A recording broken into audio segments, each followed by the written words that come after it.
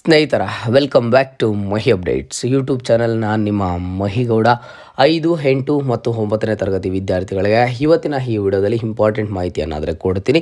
ವಿಡಿಯೋನ ಕೊನೆ ತನಕ ನೋಡೋದಕ್ಕೆ ಪ್ರಯತ್ನ ಮಾಡಿ. ಆ್ಯಂಡ್ ಹಾಗೇನು ಚಾನಲ್ಗೆ ಪಟ್ಟಂತಹ ಒಂದು ಲೈಕನ್ನು ಮಾಡಿ, ಮರೀದೆ ಸಬ್ಸ್ಕ್ರೈಬನ್ನು ಮಾಡ್ಕೊಳ್ಳಿ.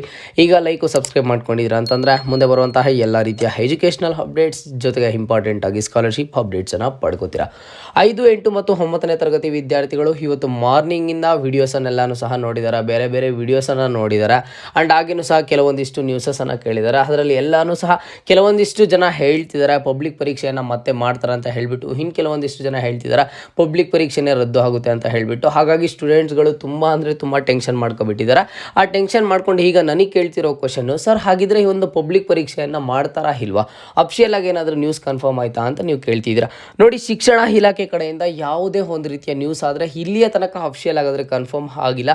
ಪಬ್ಲಿಕ್ ಪರೀಕ್ಷೆಯನ್ನು ನಡೆಸಿ ಅಂತ ಹೇಳಿಬಿಟ್ಟಾಗಲಿ ಅಥವಾ ಪಬ್ಲಿಕ್ ಪರೀಕ್ಷೆಯನ್ನು ರದ್ದು ಮಾಡಿ ಅಂತ ಹೇಳಿಬಿಟ್ಟಾಗಲಿ ಶಿಕ್ಷಣ ಇಲಾಖೆ ಕಡೆಯಿಂದ ಇದುವರೆಗೂ ಸಹ ಸ್ಕೂಲ್ಸ್ಗಳಿಗೆ ಆಗಲಿ ಅಥವಾ ಪಬ್ಲಿಕ್ಗಾಗಲಿ ಯಾರಿಗೂ ಸಹ ಒಂದು ಅಫಿಷಿಯಲ್ ಆಗಿ ಕನ್ಫರ್ಮ್ ನ್ಯೂಸನ್ನು ಆದರೆ ಕೊಟ್ಟಿಲ್ಲ. ಅಥವಾ ಯಾವುದೇ ಒಂದು ರೀತಿಯ ಪ್ರೆಸ್ ಚಾನಲ್ಸನ್ನು ಸಹ ಈ ಒಂದು ಶಿಕ್ಷಣ ಇಲಾಖೆ ಕಡೆಯಿಂದ ಅಧಿಕೃತವಾದ ಮಾಹಿತಿ ಕನ್ಫರ್ಮ್ ಆಗಿ ನ್ಯೂಸ್ ಆದರೆ ಸಿಗ್ತಿಲ್ಲ.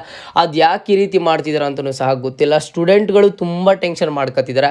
ಸ್ಟೂಡೆಂಟ್ಸ್ ಜೊತೆಗೆ ಅವರ ಒಂದು ಪೋಷಕರನ್ನು ಸಹ ತುಂಬ ಟೆನ್ಷನ್ ಮಾಡ್ಕೊತಿದ್ದಾರೆ. ನೀವು ಬೇಕಿದ್ರೆ ಕೆಲವೊಂದಿಷ್ಟು ಪ್ರೆಸ್ ಚಾನಲ್ಸಲ್ಲಿ ವಾಚ್ ಮಾಡ್ಬೋದು. ಇಲ್ಲಿ ಈ ಪೇರೆಂಟ್ಸನ್ನು ಮಾತಾಡಿಸಿದಾಗಲಿ ಸ್ಟೂಡೆಂಟ್ಸನ್ನು ಮಾತಾಡಿಸಿದಾಗಲಿ ಅವರು ಯಾವ ರೀತಿ ಬೇಜಾರು ಮಾಡ್ಕೊಂಡಿದ್ದಾರೆ, ಅವರು ಯಾವ ರೀತಿ ಕೋಪಗೊಂಡಿದ್ದಾರೆ ಅಂತ ಹೇಳಿಬಿಟ್ಟು. ಹೌದು, ನಿಜಾನೇ. ಯಾಕಂತ ಅಂದ್ರೆ ಇಲ್ಲಿ ಸ್ಟೂಡೆಂಟ್ಸ್ಗಳ ಜೊತೆ ಆಟ ಏನು ಆಡ್ತಿದ್ದಾರೆ ಅಂತ ನೀವು ಹೇಳ್ತಿದ್ದೀರಾ. ಕನ್ಫರ್ಮ್ ಆಗಿ ಸ್ಟೂಡೆಂಟ್ಸ್ಗಳ ಜೊತೆ ಆಟ ಅನ್ನೋದ್ರೆ ಆಡ್ತಿದ್ದಾರೆ. ಮೊದಲಿಗೆ ಹೇಳಿದ್ರು ಕೋರ್ಟ್ ಕಡೆಯಿಂದನೇ ಒಂದು ತೀರ್ಪು ಬರುತ್ತೆ ಅಂತ ಹೇಳಿಬಿಟ್ಟು, ಆ ಒಂದು ಕೋರ್ಟ್ ಕಡೆಯಿಂದ ತೀರ್ಪು ಬರುತ್ತೆ ಅಂತ ಹೇಳಿಬಿಟ್ಟು ಸ್ಟೂಡೆಂಟ್ಸು ವೆಯ್ಟ್ ಮಾಡಿದ್ರು. ಈಗ ಕೋರ್ಟ್ನಲ್ಲಿ ಯಾವುದೇ ಒಂದು ರೀತಿಯ ಹಿಯರಿಂಗ್ ಆದರೆ ಇಲ್ಲ.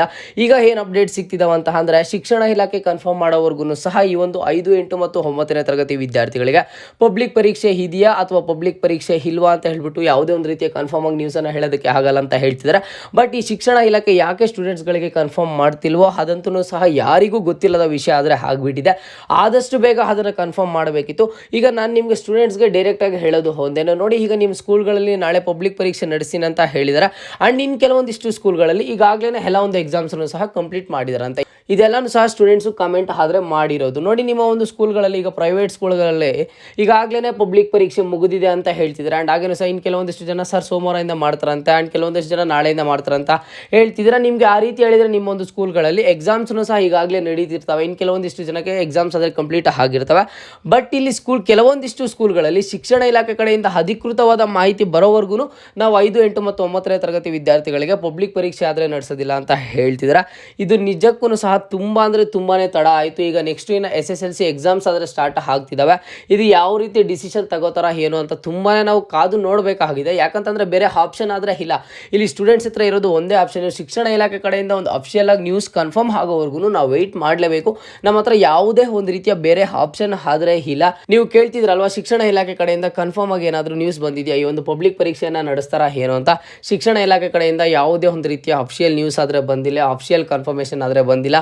ಈ ಒಂದು 5, 8 ಮತ್ತು 9ನೇ ತರಗತಿ ವಿದ್ಯಾರ್ಥಿಗಳಿಗೆ ಪಬ್ಲಿಕ್ ಪರೀಕ್ಷೆಯನ್ನು ನಡೆಸಿ ಅಂತ ಹೇಳಿಬಿಟ್ಟಾಗಲಿ ಅಥವಾ ಪಬ್ಲಿಕ್ ಪರೀಕ್ಷೆಯನ್ನು ರದ್ದು ಮಾಡಿ ಅಂತ ಹೇಳಿಬಿಟ್ಟಾಗಲಿ ಶಿಕ್ಷಣ ಇಲಾಖೆ ಕಡೆಯಿಂದ ಒಂದು ಫೈನಲ್ ಅಪ್ಡೇಟ್ ಬರೋವರೆಗೂ ನಾವೆಲ್ಲ ವೆಯ್ಟ್ ಮಾಡಬೇಕಾಗುತ್ತೆ. ಬೇರೆ ಆಪ್ಷನ್ ಯಾವುದೂ ಸಹ ಇಲ್ಲ.